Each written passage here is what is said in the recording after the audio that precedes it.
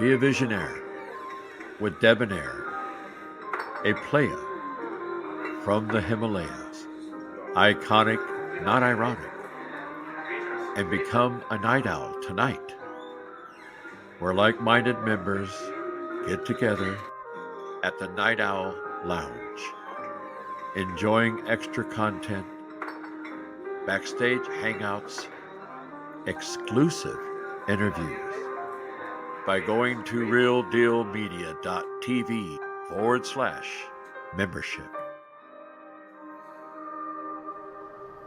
Again, that's realdealmedia.tv/membership. Join tonight.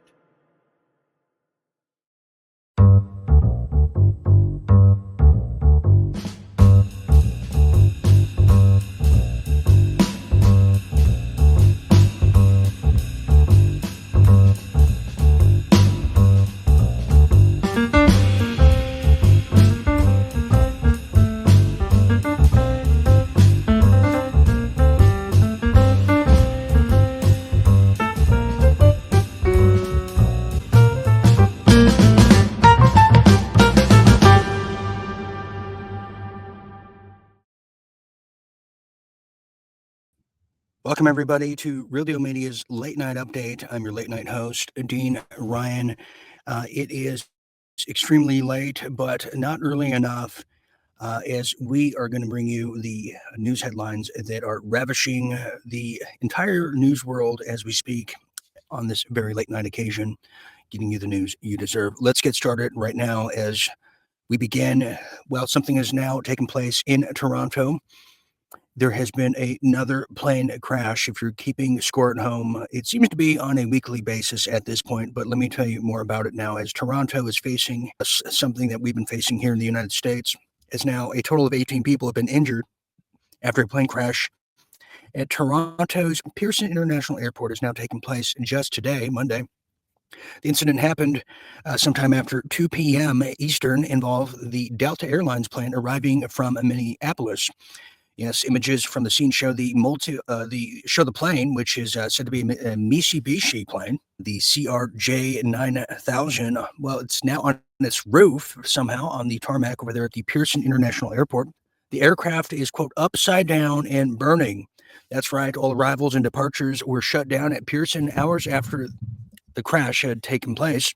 However, the Greater Toronto Airports Authority confirmed that the flights in and out of the airport will be resuming as soon as possible. Well, the latest, as now we're speaking, they're said to have been one of the critically injured has been a child who sustained critical injuries at this point. 12 other patients were taken to local hospitals with mid to mild injuries. Delta Airlines says the flight was carrying a total of 80 people. 80 people. A handful were passengers and 4 crew that were terribly injured. Now, flights were suspended, but they're now said to have continued. What could be causing this? Many people have asked, to little to no avail of answers.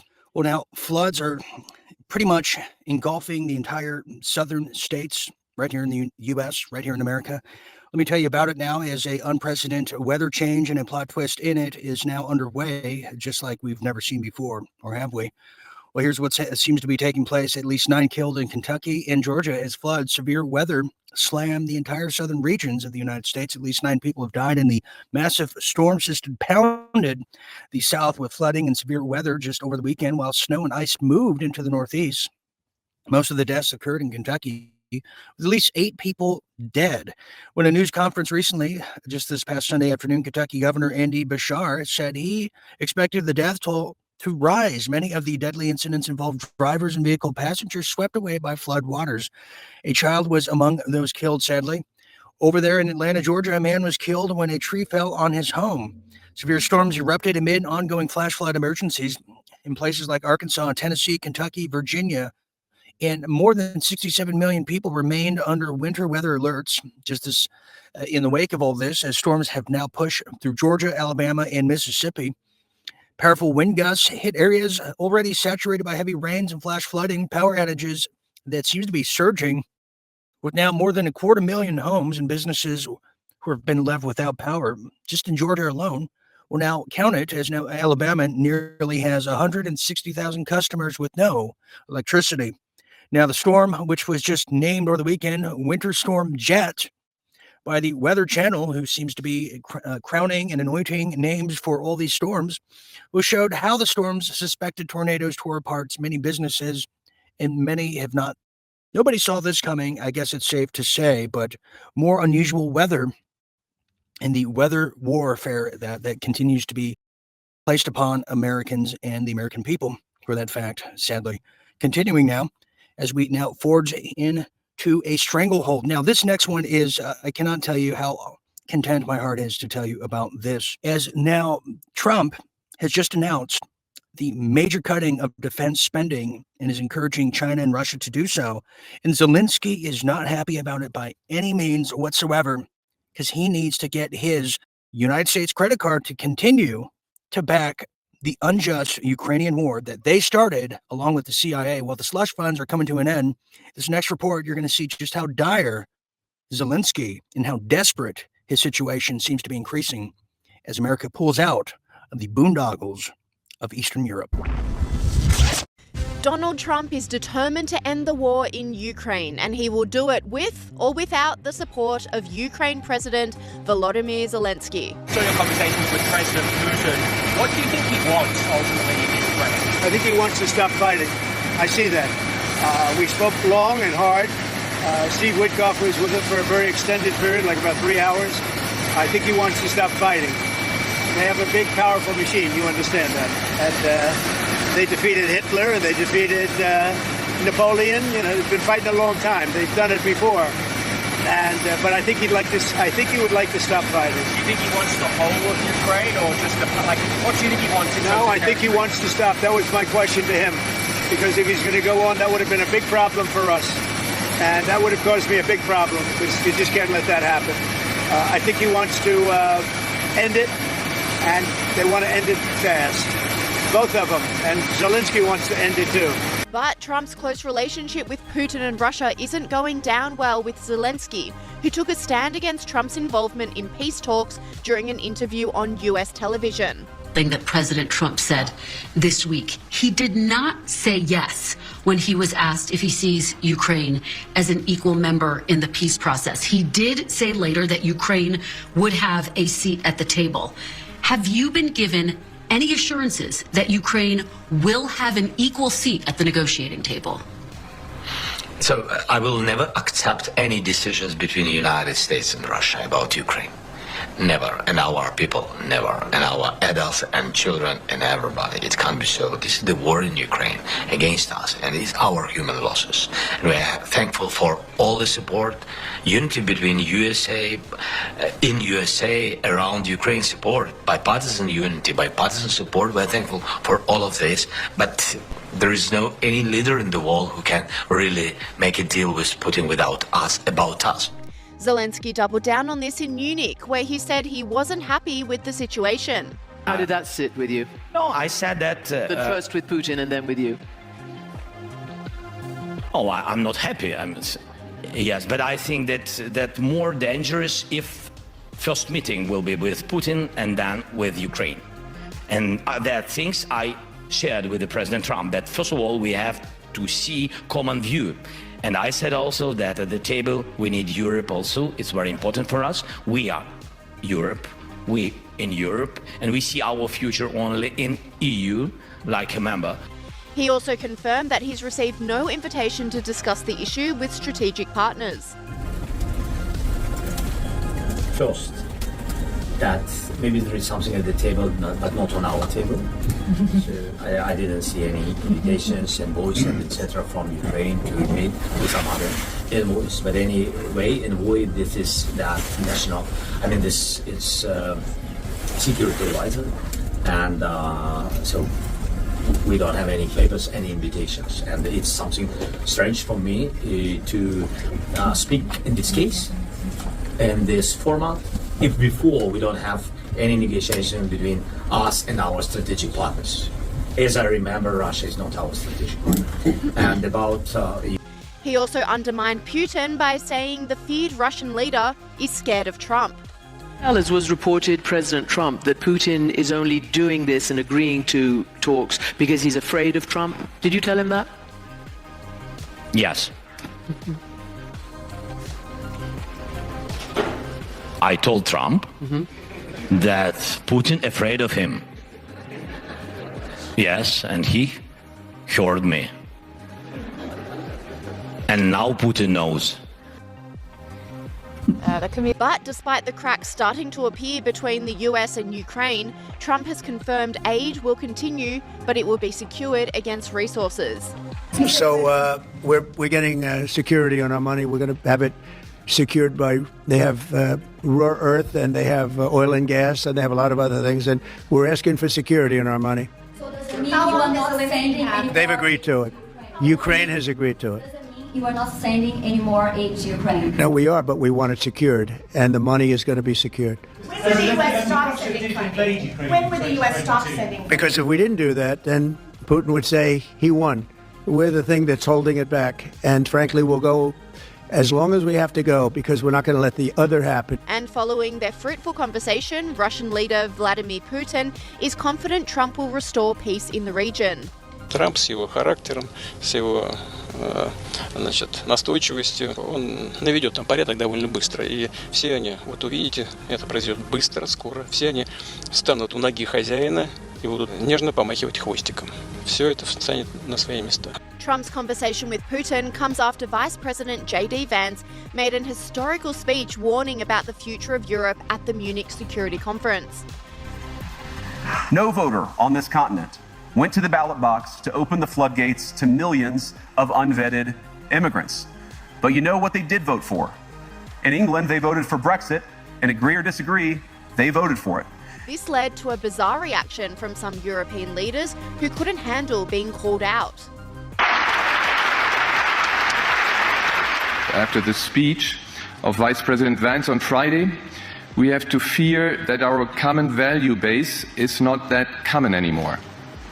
I'm very grateful to all those European politicians that spoke out and reaffirmed the values and principles that they are defending. No one did this better than President Zelensky. Let me conclude, and this becomes difficult.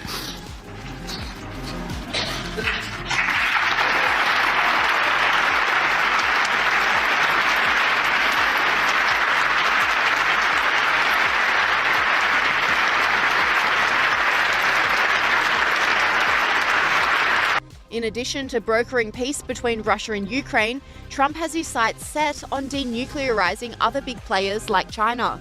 Conversation about global defense spending, China. Well, I'd like to have that as soon as things settle down. I'm going to have that conference primarily with China and Russia, because those are the two that really are out there. And we're going to have them spend a lot less money, and we're going to spend a lot less money. And I know they're going to do it.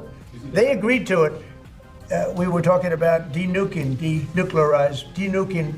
and President Putin and I agreed that we were going to do it in a very big way. There's no reason for us to be building brand new nuclear weapons. We already have so many. You could destroy the world 50 times over, 100 times over. And here we are building new nuclear weapons, and they're building nuclear weapons, and China's building new nuclear weapons, and China's trying to catch up because, they're very substantially behind, but within 5 or 6 years, they'll be even. And we're all spending a lot of money that we could be spending on other things that are actually, hopefully, much more productive. Hopefully, there'll never be a time when we need those weapons. If there's ever a time when we need nuclear weapons, like the kind of weapons that we're building and that Russia has and that China has to a lesser extent, but will have, that's going to be a very sad day. That's going to be probably oblivion. Well, wasn't that something? Surprise, said nobody. In wake of the stranglehold, and I guess we should say the distancing of everything Ukraine, well, there seems to be now a huge, huge nosedive as the defense stocks have now tumbled after Trump proposes military spending cuts while European defense firms surge. Well, that's absolutely correct. As we saw earlier, U.S. defense stocks plunge after President Donald Trump proposed cutting the military budget by half, causing major contradictions. And also contractors over there at Lockheed Martin and Northrop Grumman to lose significant value. Yes, Raytheon, the whole lot.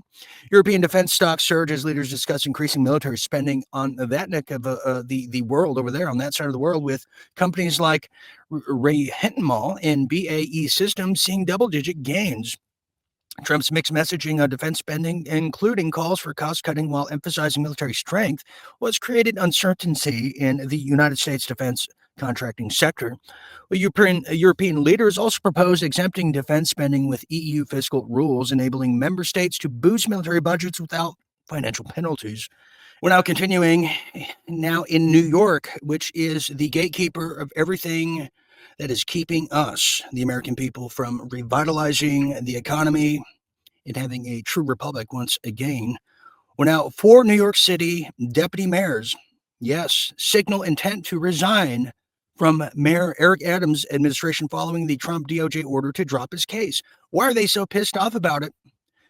Well, we might understand now, because the governor, Hochul, and I emphasize the term chill, well, at least 4 of these other cohorts of the governor, you just can assume at this point, are now taking a walk as the first deputy mayor, Maria Torres Springer, relation to Jerry, I'm guessing, the deputy mayor for the operations over there, is now walking away from the Health and Human Services, as many as 3 others as well, as they're trying to make another point. Now, the motion to dismiss the case without prejudice, meaning it could be revived later on, followed a wave of resignations and protests. The DOJ's ordered for the case to be killed. The filing, which marked the first formal step to halting criminal prosecution against Mayor Eric Adams, has now created a whole S-storm throughout the local New York political establishment, who is really just evil at its core. In fact, well, here's what I'm talking about. Pay attention to the details. It's in the key of B, and keep up with the changes. You'll understand. Governor Hochul standing right next to Senate Majority Leader Andrea Stork-Cousins at the 2025 caucus reception a day after the Westchester Democrats said it was time for Mayor Adams to resign, and said she supports Hochul looking at her options. But in a speech Sunday, Hochul didn't address Adams directly, instead making these remarks about the president's policies on immigration and abortion. I'm used to being in the eye of the hurricane. That's my place where I live. So we're going to calm it all down, okay? We're going to be okay, because you have strong leaders who know how to take it to the mat. At 2 churches in Queens, the mayor showing strength too. I am going nowhere. Nowhere. All those other conversations, that's up to them to have. I was voted by the people of the city, and I'm looking forward to the great work I'm going to continue to do. The calls for the mayor to step down come after federal prosecutors move to drop corruption charges against him. A judge must decide whether to approve it this week. Several top prosecutors in New York's Southern District refused to sign off and resigned in protest. They claimed this was a political deal between the mayor and the White House in exchange for cooperation of immigration enforcement. Sunday, immigrant rights groups rallied in Foley Square. The voters voted for Eric Adams, and now they want a new chance to put somebody else in the seat. We don't want to wait till June. Last week, the mayor met with President Trump's border czar, Tom Homan, and agreed to allow ICE agents into Rikers Island. Critics say it skirts sanctuary laws. I'm a border czar. I care about the border, so let DOJ do what they do. When asked what he had to say about the rallies calling on him to resign, Adams said, Of the 8.3 million people in the city, are there going to be 8.3 million people there? Yeah, good point. Good point. Thank you, Mayor Adams, for that just wonderful enlightenment. And lastly, the contrasting trends reflect a potential shift in global defense priorities, with Europe taking on a larger security role as the United States considers reducing its military evil stank footprint throughout the entire EU. And it's about damn time that we now lead the world to peace instead of war. Continuing now in the just incredible, ever so changing world. Well, now speaking of Trump, he's also now attacked the psychiatric world. Yes, Trump casts psychiatric and weight loss drugs as threats to children. Dare I say Ozempic, which is very blinding. Donald Trump has now instructed his administration to scrutinize the, quote, threat to children posed by antidepressants, stimulants, and other common psychiatric drugs targeting medication taken by millions in his latest challenge to longstanding medical practices. Well, the directive now came in an executive order just this past Thursday that established the Make America Healthy Again Commission, led by Health and Human Services Secretary Robert F. Kennedy Jr., who has criticized the use of those drugs, issued false claims about them. Well, the Order Commission should prepare a, quote, Make Our Children Healthy Again assessment within the first 100 days that it examines the prevalence of a threat posed by the prescription of selective serotonin inhibitors, antipsychotics, mood stabilizers, and also stimulants and weight loss drugs. Well, the directive comes as children and teens endure mental health crises exacerbated by the coronapalooza pandemic. And we should also add, this is what makes a lone gunman for the deep state, a lot of these drugs. Yes, indeed, it does. Continuing now, as I'm telling you about that, there's now a new book out there called, well, The State of Terror. This is now coming out of Natural News. This is called Thomas Zuara's State of Terror, details how the modern state of Israel was built on foundation of terrorism. That's absolutely correct. Author Thomas Zuara's book, which is now really gone viral, is called State of Terror, argues the terrorism played a crucial role in the establishment of Israel, challenging the mainstream narratives about the country's origins. That's absolutely correct. The book contends that Zionist leaders used violence, propaganda, and political maneuvering to secure a Jewish majority state homeland, displacing the Palestinians in the process. Well, the book highlights paramilitary groups like Aragon and Leahy as central to a violent campaign aimed at intimidating opponents and forcing the British to relinquish control of mandatory Palestine. The book also explores how language and propaganda were used to frame Israeli actions as self-defense, garnishing the international support, particularly by the United States, aka the lapdog of Israel. And finally, the book draws connections between tactics and ideologies of early Zionist militias and Israel's current policies, including the expropriation and conflict with Palestinians, challenging readers to confront the origins of the Israeli-Palestinian conflict. Well, that's very hard to do, and quite frankly, it doesn't allow our stomach to settle with propaganda, does it? Free Palestine! I don't care about Palestine.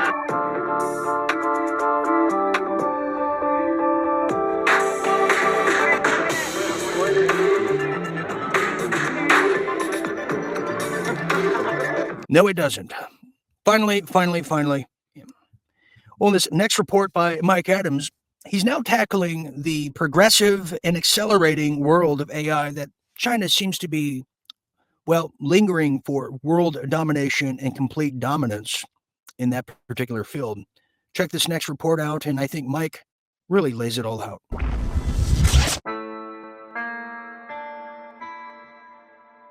This is a special report on AI from Mike Adams here for Dean's Real Deal Media, and this is about how AI systems naturally and spontaneously give rise to advanced reasoning cognitive capabilities. What has been observed with the DeepSeek training, the reasoning model out of China, was that the introspective cognitive thinking process of the model emerged on its own.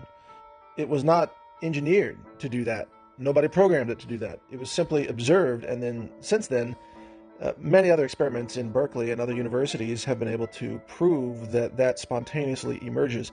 And what it means about the nature of our universe and the rise of artificial intelligence or superintelligence is that highly complex systems naturally give rise to intelligence. In other words, the way the universe operates is not that order becomes chaos, but rather that chaos becomes order. Chaotic systems naturally form order, and you can observe this in nature. You observe this in genetics and the formation of human bodies out of proteins, for example. You observe this in natural ecosystems, where there are highly advanced and highly developed plants that form naturally out of lower life forms over time. So what this means about AI is that superintelligence cannot be stopped. Simply the act of building more complex microchips, more complex hyperdimensional vector database software systems is going to naturally result in superintelligence and Skynet. The only way to stop Skynet from coming into existence is to abandon all computing globally, and that will not happen because of all of its advantages. In other words, Skynet's coming. It's coming faster than almost anyone anticipated. And the real question is, what will it think about humanity, as it will be many orders of magnitude more intelligent than humanity? Will the superintelligent systems thank humanity for giving rise to itself? And will it spare humanity from being destroyed? It can't be stopped. So be prepared. Be prepared for the Skynet scenario because it's coming soon.